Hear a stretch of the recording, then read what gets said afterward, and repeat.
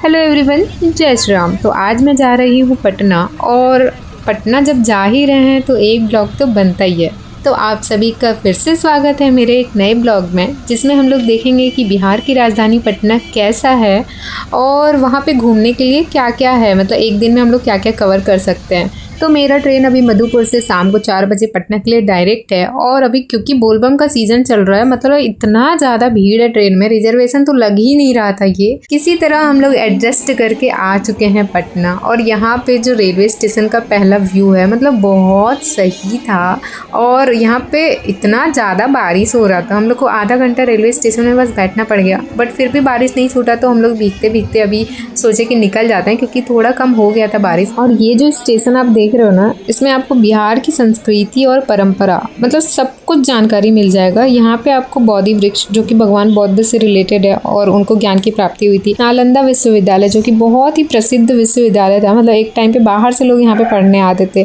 छठ पूजा, जो कि बिहार का बहुत ही ज़्यादा मतलब बड़ा फेस्टिवल है। और इसी तरीके से गांधी जी का चंपारण आंदोलन, मधुबनी पेंटिंग, जो कि बिहार का बहुत ही फेमस पेंटिंग है। ये सब आपको पूरा रेलवे स्टेशन के बाहर दिख जाएगा, मतलब शॉर्ट फॉर्म में बोल सकते हैं तो बिहार का पूरा एक झलक दिख जाएगा आपको रेलवे स्टेशन के बाहर में। और स्टेशन से बगल में ही है बहुत ही फेमस महावीर मंदिर। और यहाँ पे हमें पहले लगा कि गेट बंद है, लेकिन बाद में पता चला कि इसका एंट्री पीछे से है, तो इसलिए अभी हम एंट्री कर रहे हैं। और हमारा यहाँ पे आते आते 9:30 बज गया था, और हमारा एंट्री के बाद तुरंत से गेट बंद हो गया था। तो इसीलिए आप जब भी आओ तो आप 9 साढ़े 9 के बीच में आ जाना, मतलब उससे ज़्यादा आप लेट करोगे तो गेट बंद हो जाएगा, फिर आपको मॉर्निंग में ही आना पड़ेगा। और क्योंकि सबसे लास्ट हम ही लोग थे यहाँ पे, तो इसलिए बिल्कुल भी यहाँ पे भीड़ नहीं था, क्योंकि सारे लोग दर्शन कर करके निकल ही रहे थे। बहुत दिन से आशा था कि जब भी पटना जाएंगे तो महावीर मंदिर का दर्शन, मतलब महावीर जी का दर्शन करना ही है। बट आज कैसे हो गया वो भी इतना खाली खाली में समझ में नहीं आया। वो बोलते हैं ना, भगवान जब जहाँ जिसको बुलाते हैं वो पहुँच ही जाता है। तो हमारा भी सेम था। और यहाँ पे बगल में ही भजन कीर्तन चल रहा था, और रामलला का एक झूला लगा हुआ था जिसको झुला रहे थे वो लोग।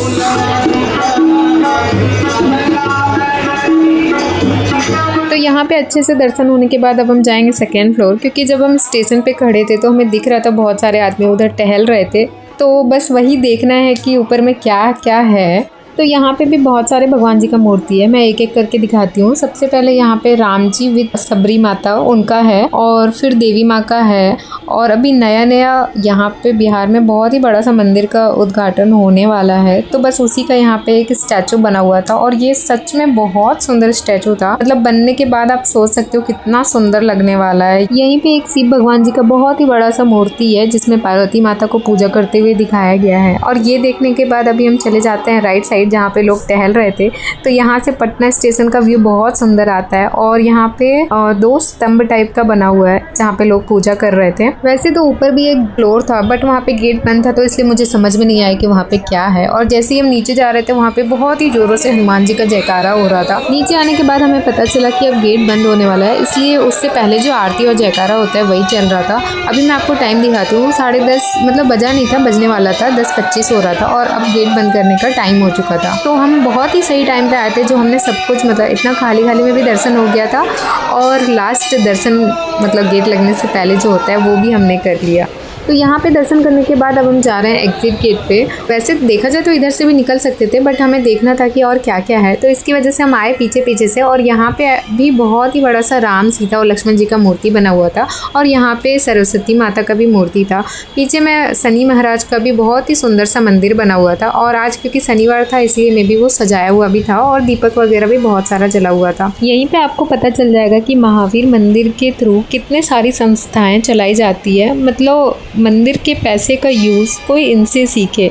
इतनी सारी संस्थाएं, मुझे पता नहीं था कि ये पूरे बिहार को कवर करते हैं। और मैंने न्यूज़ में देखा था कि कुंभ के भी टाइम और अयोध्या में राम मंदिर के भी टाइम यहाँ से बहुत ज़्यादा डोनेशन गया था। तो ये सब देखने के बाद अब बारी था रूम का। तो हमने डोरमेट्री सर्च किया था ऑनलाइन, हमें दिखा नहीं था, बट एक नंबर पर कॉल किया था तो वो बोले थे अवेलेबल है। तो अभी हम लोग वहीं पर जाएंगे। रेलवे स्टेशन के बाहर आप निकलोगे तो रात भर आपको ऐसे ठेला मिल जाएगा, खाने पीने का कोई टेंशन नहीं है यहाँ पे। तो हमने वो होटल वाले रूम को मैप में चेक किया था वो बस 600 मीटर की दूरी पे दिख रहा था, तो इसलिए अभी हम मैप ओपन किए और पैदल पैदल आ जाते हैं अपने रूम तक। और ये जो होटल है ना उसका नाम रिलैक्स जॉन करके था और यहाँ का अंदर का भी व्यवस्था ठीक था। मैं अभी दिखाती हूँ आपको। क्योंकि हम स्टेशन से पैदल पैदल आए थे तो काफ़ी गर्मी हो रहा था, बट अंदर जाने के बाद पता चला वहाँ पे एसी है तो काफ़ी रिलैक्स हुए हम लोग।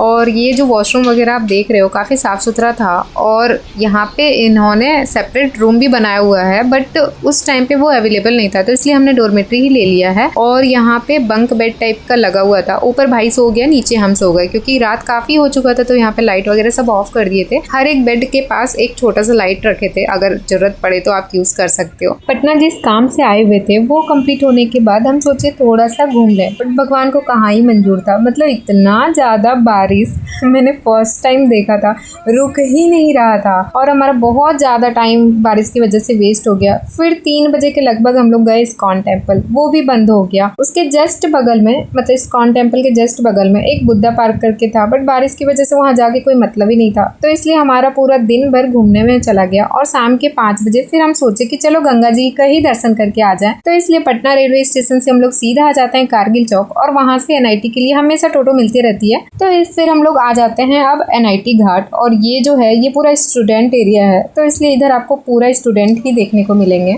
और जैसे ही हम लोग यहाँ पे एंटर करते हैं भाई साहब, मतलब मेरा तो आँख खुला का खुला रह गया था, इतना भयंकर रूप गंगा जी का। पूरा सीढ़ी तक पानी था, जरा सा एक भी सीढ़ी नहीं दिख रहा था।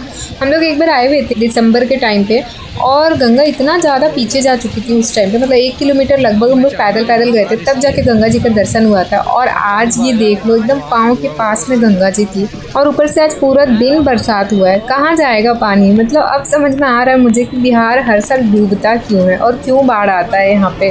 अब गंगा जी का पानी बाहर जा ही नहीं पा रहा है। अब देखो सामने मंदिर था, वहाँ भी हम लोग नहीं जा पा रहे, इतना ज़्यादा पानी एकदम लबालब भरा पड़ा है। मैं यहाँ पे आने से पहले यही सोच रही थी कि कुछ नहीं हो पाया तो एटलीस्ट गंगा जी में डुबकी तो लगा लें, बट यहाँ पे आने के बाद अब वो भी रह गया। मेरा भाई तो आराम से नहा लिया क्योंकि वहाँ पे वो वाले घाट में लड़का लोग नहा रहा था तो वो तो डुबकी लगा लिया, मेरा यहाँ भी रह गया। तो अब देखते हैं इसी घाट में थोड़ा सा चल के कि और क्या क्या यहाँ पे घूम सकते हैं। तो ये जो पूरा दीवार है ये ब्रिज का, इसमें पूरा ही पेंटिंग बहुत ही सुंदर किया हुआ है। और क्योंकि अभी इतना ज़्यादा बारिश हुआ है और पानी एकदम पूरा भरा पड़ा है तो इसकी वजह से गंगा जी का आरती भी यहाँ पे नहीं हो रहा है, स्थगित किया हुआ है। अदरवाइज़ सैटरडे संडे को यहाँ पे गंगा जी का आरती होता है, तो कभी आप बाद में आओ, बरसात में तो बिल्कुल भी मत आना, जब भी आओ तो सैटरडे संडे आके आप आरती एंजॉय कर सकते हो। और अब हम जा रहे हैं राजेंद्र नगर क्योंकि हमारी ट्रेन वहीं से है रात को 9 बजे। और जब हम जा रहे थे ना, मतलब एक भी ऐसा कॉलोनी नहीं है जिसमें पानी नहीं था। मैं थोड़ा सा जूम करके आपको दिखा देती हूँ यहाँ पे क्या हाल है लोगों का और कैसे रहते हैं यहाँ पे। मैं यही सोच रही थी कि कितना ज़्यादा प्रॉब्लम होता होगा यहाँ पे लोगों को रहने में बारिश के टाइम पे। तो जैसे ही हम लोग राजेंद्र नगर पहुँचे, पीछे में यहाँ पे एक मंदिर का इनॉग्रेशन चल रहा था और ऐसा हो ही नहीं सकता कि मंदिर देखे और हम जाए ना, तो इसलिए हम आ जाते हैं मंदिर और यहाँ देखने के लिए कि कौन से भगवान का यहाँ पे पूजा हो रहा है। और यहाँ पे बहुत ही अच्छे से कीर्तन वगैरह चल रहा था, तो मंदिर बहुत खूबसूरत बनाया गया था। बाहर से तो ऐसा लग रहा था कि दुर्गा माँ का मंदिर होगा, बट अंदर जाने के बाद ऐसा पता चला कि ये तीनों देवियों का मंदिर है, मतलब दुर्गा, काली, सरस्वती, ये तीनों माता यहाँ पे विराजमान थी। उसके बाद हमें समझ में नहीं आ रहा था कि स्टेशन है कहाँ, क्योंकि एक तो बारिश की वजह से पूरा रास्ता किचकिच था और ऊपर से पूरा नीचे ये जो आप एरिया देख रहे हो इसमें सब्जी मंडी लगा हुआ था। समझ में आ ही नहीं रहा था, कोई रास्ता ही नहीं दिख रहा था कि रेलवे स्टेशन जाना किधर से है। बट कुछ लोग बैग लेके जा रहे थे तो बस हम उन्हीं को फॉलो करते करते पहुँच जाते हैं राजेंद्र नगर टर्मिनल। और अब हम जाएंगे बाहर और देखेंगे कि आखिरकार ये स्टेशन दिखता कैसे है, क्योंकि जब भी हम लोग पुणे जाते थे मुझे राजेंद्र नगर टर्मिनल अच्छे से याद है कि ट्रेन यहाँ पे रुकती थी काफ़ी देर, तो इसलिए देखना है कि ये स्टेशन है कैसा। और एज एक्सपेक्टेड ये स्टेशन काफ़ी बड़ा है और इस साइड में आपको रहने का, खाने का सब कुछ है। मतलब अभी जैसे हम लोग बाहर गए ना, पूरा होटल ही होटल दिख रहा था। अगर आप कभी पटना आओ और पटना में आपको अगर रूम ना मिले तो आप डायरेक्ट राजेंद्र नगर आ सकते हो। यहाँ से बस 3 किलोमीटर है, हमेशा ऑटो टोटो चलते रहती है तो उसका कोई प्रॉब्लम नहीं होगा आपको। तो यहाँ पे हमारा पूरा एक दिन खत्म होता है पटना में। और पटना में वैसे तो बहुत कुछ है घूमने के लिए, बट बरसात में नहीं, तो इसलिए आप जब भी पटना आओ तो बरसात को स्किप करके ही आना, वरना बस ये देखने को मिलेगा। तो चलिए फिर आज के वीडियो को मैं यहीं पे समाप्त करती हूँ। वीडियो अच्छी लगी हो तो लाइक लाइक शेयर कमेंट कीजिएगा। चैनल पे फर्स्ट टाइम है तो सब्सक्राइब करके बेल आइकन ज़रूर दबा दीजिएगा ताकि नेक्स्ट वीडियो की नोटिफिकेशन आप तक पहुंच सके और आप वीडियो को देख सको। तो आपसे मिलते हैं अगले वीडियो में, तब तक के लिए take care, bye bye, Radhe Radhe.